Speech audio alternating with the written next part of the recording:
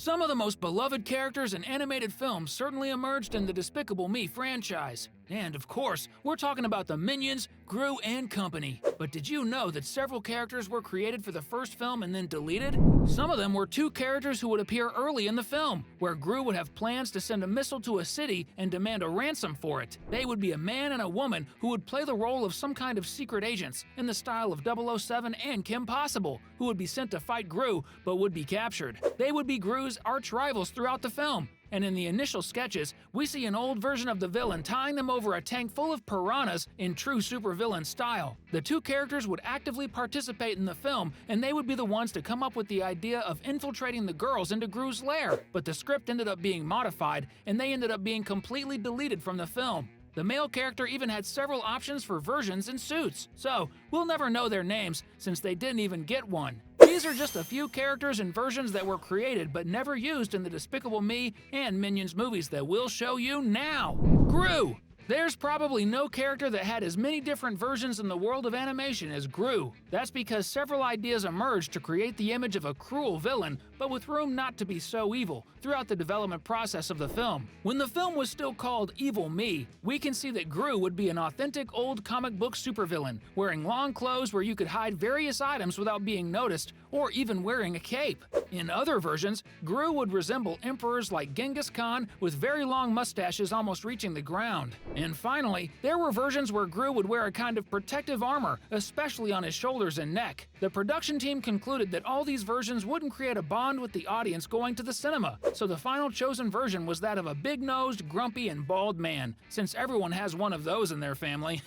And honestly, I can't imagine Gru any other way. I think that was the perfect choice. Minions! Of course, every good villain needs minions, and from the beginning of the idea of making the film, there was always the question of what Gru's helpers would be like. So the first idea was that Gru would have had a small group of henchmen who would do the dirty work while he remained in his lair. But as good henchmen of animated villains, they would always fail in their missions. Another idea that emerged was that Gru's helpers would be laboratory-created monsters with little intelligence, who could even wear robotic clothes, and they would even be just robots. The idea was considered too cliche, so they started working on the idea of assistants who would work for Gru more in his laboratory and workshop, who would be more harmless and helpful characters. Hence came the idea of the Minions, small lackeys who wouldn't speak a language everyone could understand. But believe me, initially they would be very different from the version we all love today. The Minions would already be small, but they would be somewhat creepy, we can say, really looking like beings coming directly from space. But the models were improved until we got the Minions as we love and know them today. Thank goodness. Superheroes!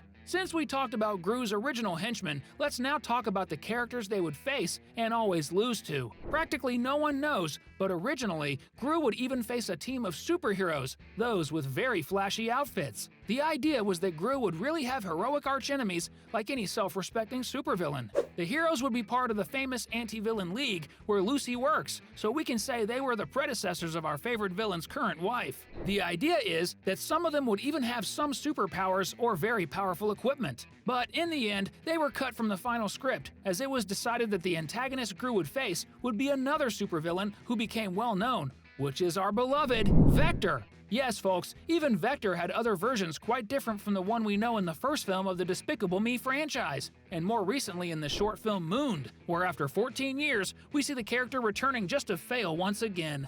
Initially, the idea was that Vector would be extremely short and wear a kind of helmet that would cover his face completely, leaving only the lower part of his head exposed, always wearing orange and white colors like in his clothes. Additionally, he would have two robotic assistants who would be his henchmen, accompanying him at all times. He even had a version where he would wear black clothes with yellow details and would be much stronger physically. After this version was deleted, a character was created that closely resembled the Vector we know, who would wear glasses and have shorter hair, always with a large V symbol on his waist. It was then slightly improved until we got the Vector we know who made Gru go through so many dangerous moments. I don't know about you, but every time I see Vector, I remember his line.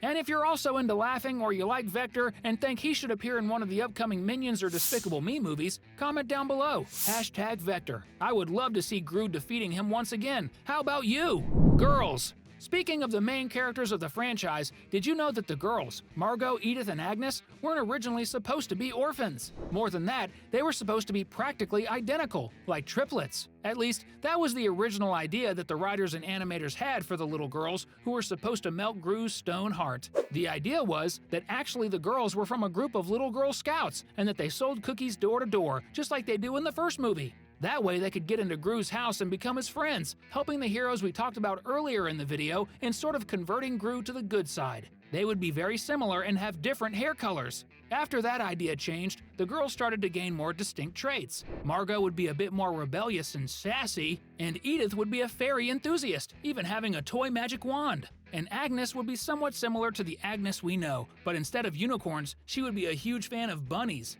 Then the girls changed and became very similar to the versions we see in the movie, except for Margot, who would have shorter hair and be a kind of rebellious teenager. But then she was transformed into the version we like and that takes care of her younger sisters that we like so much.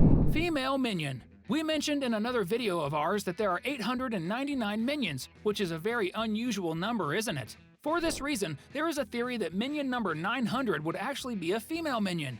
Surely you noticed that all the minions are boys, which is somewhat unusual. For this reason, some graphic animations have appeared on the internet showing the version of a minion who loves to wear pink and who would be the only one of her kind who would be female. In fact, it is speculated that one of the upcoming Minions movies will revolve around the lost minion who would be the 900th of their species, and a group of minions would set out to find the whereabouts of the character around the world to rescue her. We can't confirm if this is true, but it would be a really cool story, that's for sure. Just a tip for illumination. Kyle.